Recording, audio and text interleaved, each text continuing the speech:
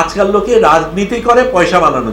একটা সময় আমাদের দেশে সবচাইতে মেধাবী মানুষগুলি রাজনীতিতে যেত।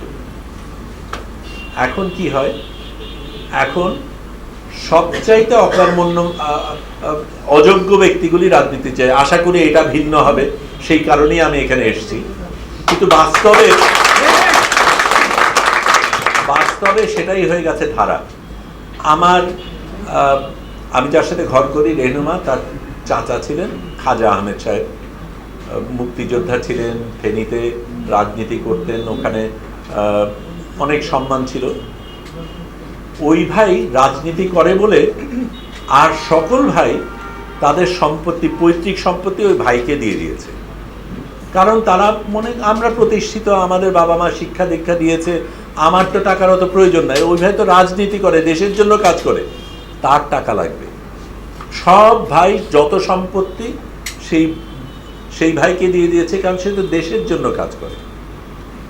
আজকাল যারা রাজনীতি করে, সে প্রথমে কয়েক কোটি টাকা দিয়ে নির্বাচনে ঢোকার চেষ্টা করে, তারপরে ঢোকার পরে ওই টাকা কতদিন থাকবো জানে না, ওই টাকা কত তাড়াতাড়ি উসুল করতে পারে সেটাই ব্যস্ত।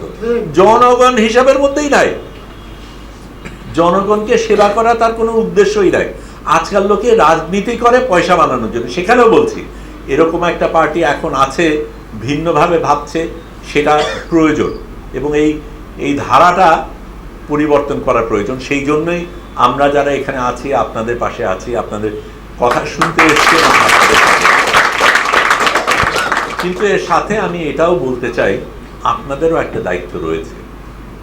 আজকে ওনারা এখানে আছেন, কথা বলছেন, ভালো কথা বলছেন, আপনারা শুনছেন, কিন্তু যদি একদিন ওনারা নির্বাচিত হন, আপনাদের তখন শুধু তাদের পেছন যাওয়া দায়িত্ব না, তাদেরকে প্রশ্ন করা দায়িত্ব। তারা যদি সেই জায়গার থেকে এক বিন্দু সরে যান, আপনাদের দায়িত্ব তাকে মনে করিয়ে দেওয়া, এই কথা বলে তুমি আসনি, তুমি ভিন্ন কথা বলে এসছো, এবং সেই জবাবদিহিতা তোমার আছে।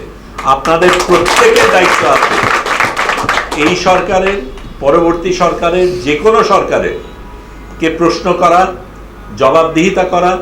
এবং যেই জায়গায় আমরা যেতে চাই, সেটা হচ্ছে এমন একটা জায়গা, এমন একটা দেশ, এমন একটা দেশের জন্য এতগুলি মানুষ সংগ্রাম করেছে, জান দিয়েছে, যেই দেশে যারা জনগণের ওই অভিজ্ঞতা আছে, যাদের উপর কর্তৃত্ব করা হয়, তারা আমাদের রাজা না। আপনারা রাজা, আপনাদের সেই অধিকার আদায় করে নিতে হবে। আশা করি জনগণ হিসাবের মধ্যেই নাই, জনগণকে সেবা করা তার কোনো উদ্দেশ্যই নাই।